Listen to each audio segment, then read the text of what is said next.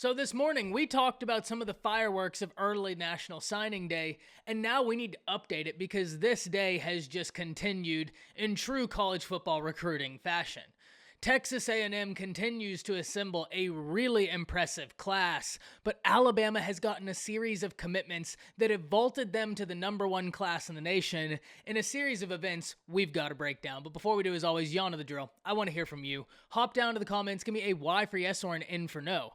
Are you happy with how National Signing Day has gone down thus far? And let me know what you're thinking.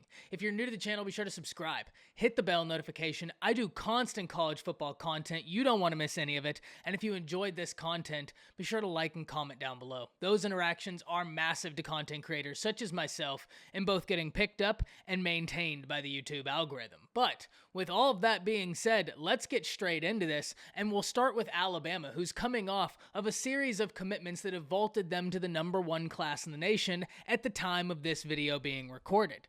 The Crimson Tide today have gotten the commitments of Shaz Preston, Curtis Perry, and now Earl Little Jr. to go along with Jihad Campbell. Now, every single one of these are massive commitments, and in fact, all of which are top 150 players in the nation. This is a haul that the Crimson Tide fan base needs to be very excited about, and if we start on the offensive side of the ball, Shaz Preston is an individual who is going to have phenomenal upside. He's rated as the #3 wide receiver per 24/7 Sports and sits just outside a 5-star range. He is going to be someone that Crimson Tide fans can expect big things out of. I can't wait to see him play. But one that I must admit that I am really happy about, happy with all of them, but Curtis Perry. Curtis Perry, in my opinion, is one of the more underrated prospects in this whole cycle, and that's saying something for a guy who comes in as a top 100 player in all of the nation. Curtis Perry is phenomenally talented. If I'm not mistaken, he had 20+ sacks this season.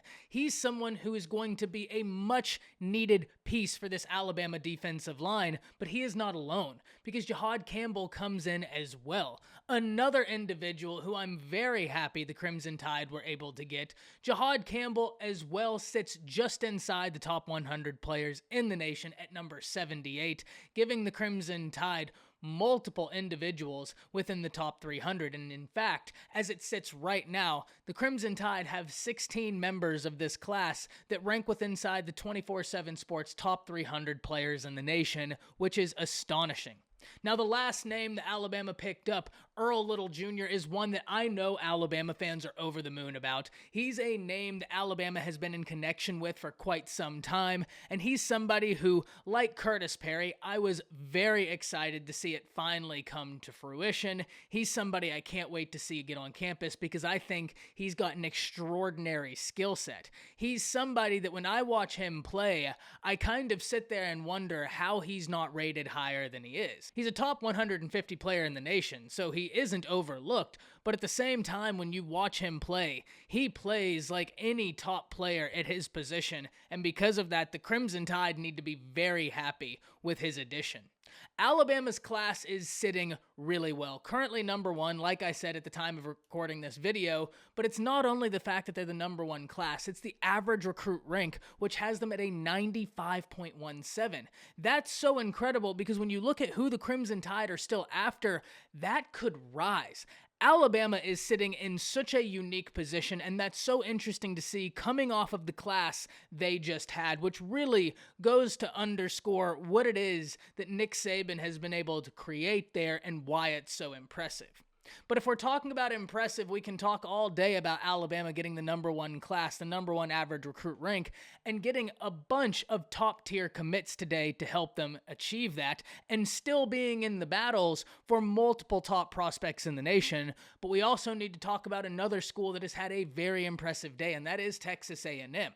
Texas A&M currently sits as the #2 school in the nation in recruiting, and they have won multiple battles today. Anthony Lucas, the 5-star defensive lineman, has committed to Texas A&M, as well as Cam Dewberry. Both of those are guys that you have got to love if you are an A&M fan. Cam Dewberry coming in to just add into that offensive line, which is going to be massive. And then a guy such as Anthony Lucas was an individual who almost every institution in the nation was clawing for, and Texas A&M just happens to add him in to a class in which they are already phenomenally stacked at the defensive line position. And in fact, they have the number 1 defensive lineman, the number 4 defensive lineman, and the number 7 defensive lineman in the nation in this same class. So they are really stacking something on that defensive front as well as the offensive front. It's going to be something we have to keep up with.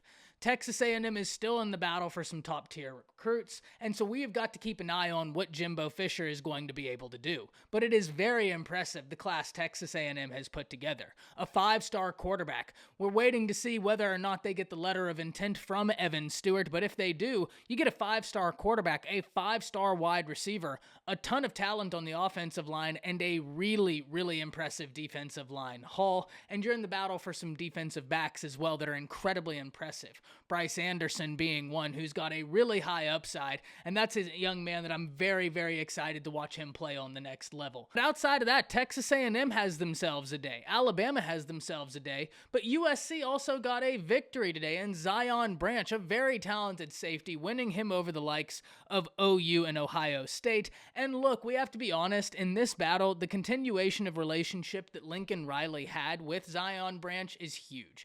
Alex Grinch, Lincoln Riley, both were recruiting Branch when they were at Oklahoma, and so carrying that over ultimately helped them win this battle.